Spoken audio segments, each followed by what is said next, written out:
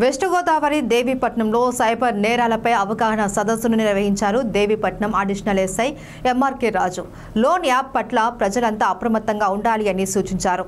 ఉన్నతాధికారుల ఆదేశాలతో దేవీపట్నం మండలంలోని డి రావిలంక గ్రామంలో స్థానిక సెంటర్లో గ్రామస్తులతో అవగాహన సమావేశం నిర్వహించారు. ఈ సందర్భంగా ఆయన మాట్లాడుతూ గ్రామస్తులు చిన్న చిన్న మనస్పర్ధలు తగాదాలు వస్తే దాడులకు కొట్లాటలకు పాల్పడరాదని సూచించారు.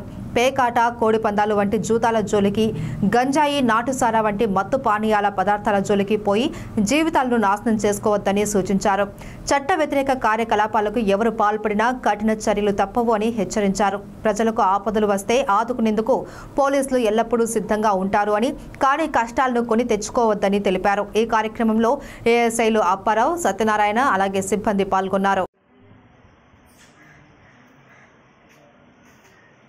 హైదరాబాద్ కూడా తీసుకుని బయలుదేరి హైదరాబాద్ వెళ్ళిపోయినా చూస్తాడు. వీడు మధ్యలో ఏలూరు లేకపోతే విజయవాడ హైదరాబాద్ వెళ్ళి మధ్యలో అక్కడ దొరికేస్తాడు.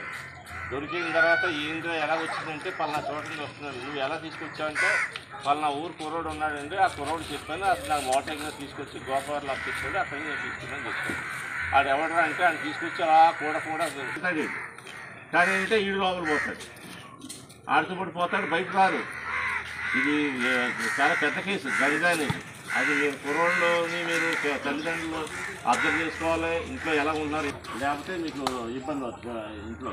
అటువంటివి ఏమంటే పిల్లలు కొద్దిగా అంటే దీంట్లో కూడా కుర్రోళ్ళు వచ్చారు కాబట్టి అలా చేస్తారని అనుకోను. కానీ ఏంటి అటువంటి ఏమంటే మాదారు తింటే అడదాల్లోని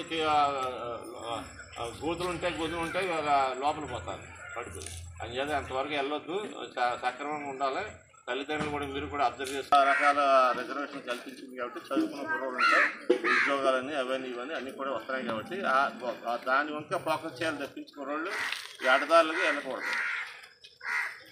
ఇంకొకటి, పిల్లలు విచ్చలవిడిగా బండి కొనిస్తున్నారు, మీరు ఆ బండి వేసుకుని బయటకు పోతున్నాడు. ఆడు ఏం చేస్తాడో తెలియట్లేదు. ఆడి డ్రైవింగ్ ఏం ఉండదు, వెళ్తాడు అవతలోడు. ఇప్పుడు దేవుడు కరెక్ట్గా అవతలోడు కరెక్ట్ రావాలి కదా.